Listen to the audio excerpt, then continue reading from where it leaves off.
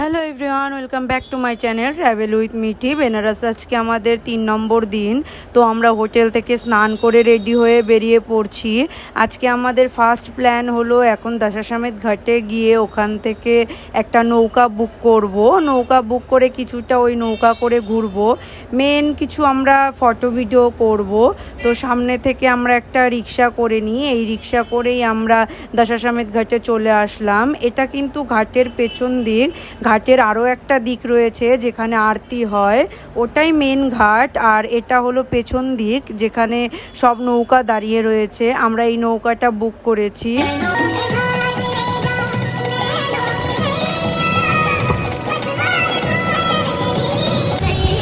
আমাদের নৌকায় ঘোরা কমপ্লিট করে আমরা গঙ্গাদ্বারের সামনে নেমে পড়ছি। আমরা এখন গঙ্গাদ্বার দিয়ে মন্দিরে প্রবেশ করব। এর আগে আমরা মন্দিরে যতবারই প্রবেশ করেছি 1 বা 4 নম্বর গেট দিয়ে প্রবেশ করছি। এইবার আমরা গঙ্গাদ্বার দিয়ে প্রবেশ করব। গঙ্গাদ্বার দিয়ে প্রবেশ করলে তোমরা মোবাইল নিয়ে গেলে একমাত্র মন্দিরের চূড়ার সাথে ছবি তুলতে পারবে। তাছাড়া কোনো গেট দিয়ে গেলেই মন্দিরের চূড়ার সাথে মোবাইল দিয়ে ছবি তোলা যায় না।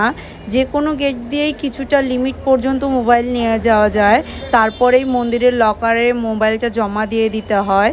তো আমরা এই কারণেই প্ল্যান করে রেখেছিলাম আমরা নৌকা চড়ে তারপর আমরা গঙ্গাদ্বার দিয়ে মন্দিরের সামনে যাব, ওখানে গিয়ে কিছু ছবি ভিডিও তুলব।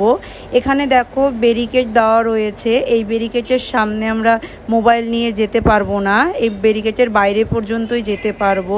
তো এখান থেকেই আমরা কিছু ছবি ভিডিও করে নিয়েছি।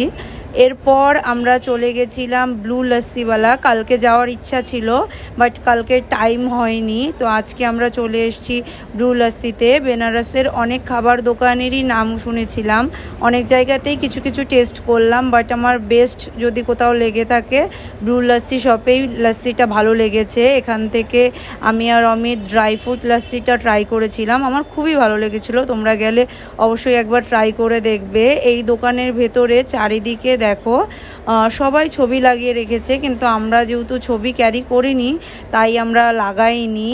এর আগের ব্লগে আমি তোমাদের সাথে দশাশ্বমেধ ঘাটের আরতি শেয়ার করছিলাম, কিন্তু দশাশ্বমেধ ঘাট থেকে আমি ডাইরেক্ট মন্দিরে চলে গেছিলাম, রাতে শয়ন আরতি অ্যাটেন্ড করছিলাম, কিন্তু আমি সেটা তোমাদের সাথে আগের ব্লগে শেয়ার করতে ভুলে গিয়েছিলাম।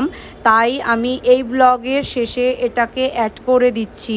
এটা কিন্তু আমি 3 নম্বর দিনে যাইনি, 2 নম্বর দিনে দশাশ্বমেধ ঘাটের থেকেই আমি ডাইরেক্ট মন্দিরে চলে আসছিলাম শয়ন আরতি অ্যাটেন্ড করার জন্য।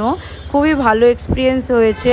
আমি মন্দিরের কিছুটা পর্যন্তই যাচ্ছি মোবাইল নিয়ে, এরপরে আর আমি তোমাদের সাথে শেয়ার করতে কিছু পারবো না, কারণ আমি মোবাইলটা লকারে রেখে দেব। তো আমার ভিডিওটা ভালো লাগলে অবশ্যই লাইক শেয়ার করে দিও আর কমেন্ট করে জানিও কেমন লেগেছে। আমার চ্যানেলে নতুন হলে অবশ্যই চ্যানেলটাকে সাবস্ক্রাইব করে দিও। আজকের মতন এখানেই আমি ভিডিওটা শেষ করছি।